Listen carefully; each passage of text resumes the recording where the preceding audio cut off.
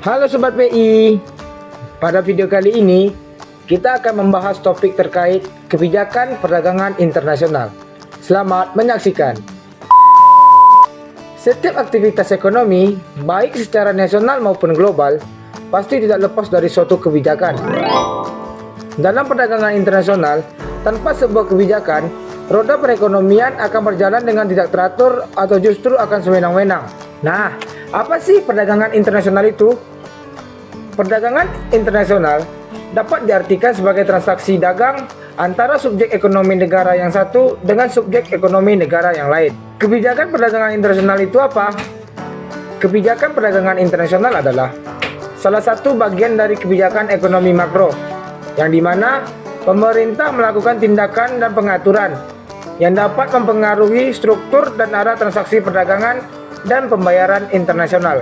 Tujuan dibuatnya kebijakan perdagangan internasional ialah untuk melindungi kepentingan ekonomi nasional dari pengaruh negatif dan situasi perdagangan internasional yang tidak baik, melindungi industri nasional dari persaingan barang-barang impor, menjaga keseimbangan neraca pembayaran, menjaga tingkat pertumbuhan ekonomi, melindungi atau meningkatkan lapangan kerja.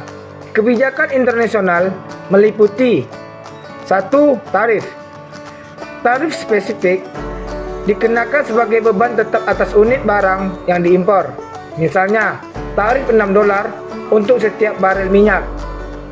2. Subsidi ekspor. Dampak dari subsidi ekspor adalah meningkatkan harga di negara pengekspor, sedangkan di negara pengimpor harganya turun. 3. Pembatasan impor. Misalnya, Amerika Serikat membatasi impor keju. Hanya perusahaan tertentu yang diizinkan mengimpor keju, yang diberikan jatah untuk mengimpor sejumlah tertentu setiap tahun. Tak boleh melebihi jumlah maksimal yang telah ditetapkan. 4. Pengekangan ekspor sukarela. Bentuk lain dari pembatasan impor adalah pengekangan sukarela VER, Voluntary Export Restraint. VER adalah suatu pembatasan kuota atas perdagangan yang dikenakan oleh pihak negara pengekspor dan bukan pengimpor. 5. Persyaratan kandungan lokal. Pengaturan yang mensyaratkan bahwa bagian-bagian tertentu dari unit-unit fisik seperti kuota impor minyak Amerika Serikat di tahun 1960-an. 6. Subsidi kredit ekspor. Subsidi kredit ekspor ini semacam subsidi ekspor, hanya saja wujudnya dalam pinjaman yang disubsidi kepada pembeli. 7. Pengendalian pemerintah.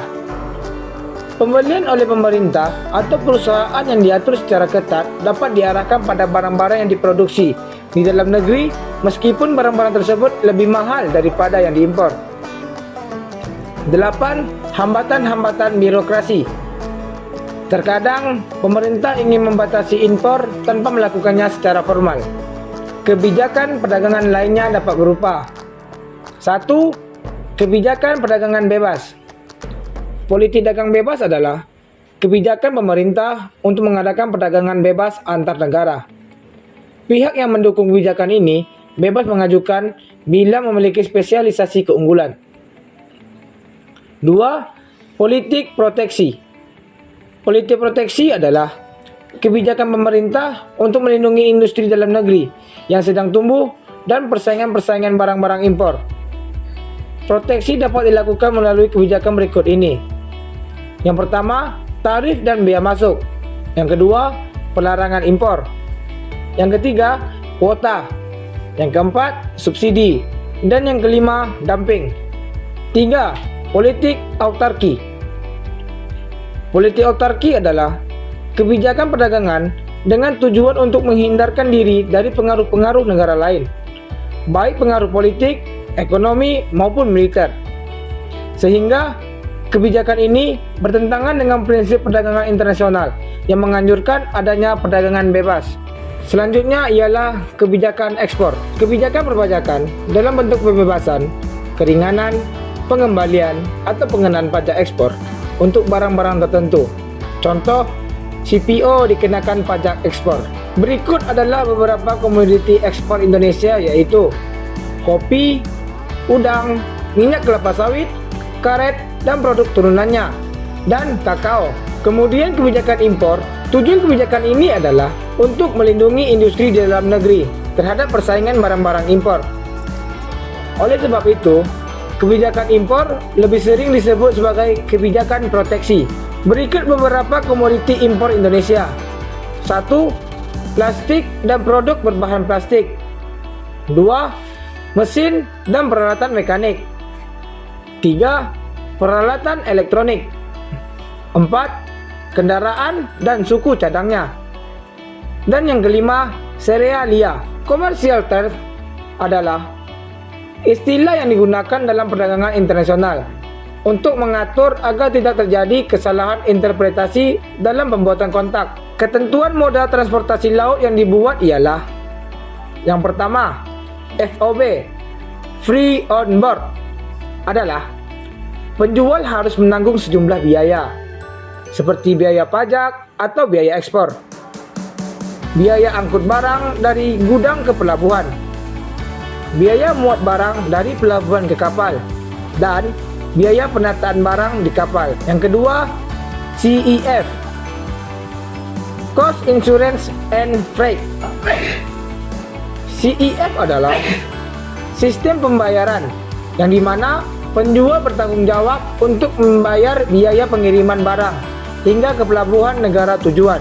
Pada studi kasus yang kita bahas ialah sengketa internasional Indonesia versus Uni Eropa tentang larangan ekspor biji nikel. Sengketa terjadi akibat kebijakan larangan ekspor minyak sawit yang dikeluarkan oleh Uni Eropa, yang dimana hal ini menyebabkan kerugian besar bagi Indonesia sebagai salah satu negara eksportir minyak sawit terbesar.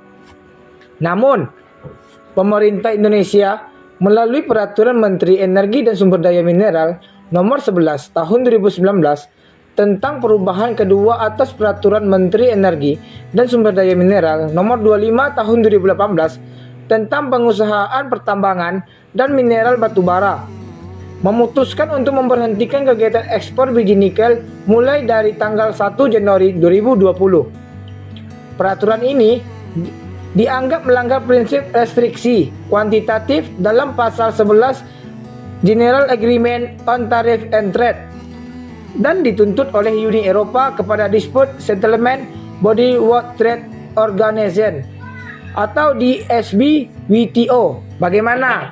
Sekarang sudah paham kan? Sampai jumpa pada video berikutnya. Dadah!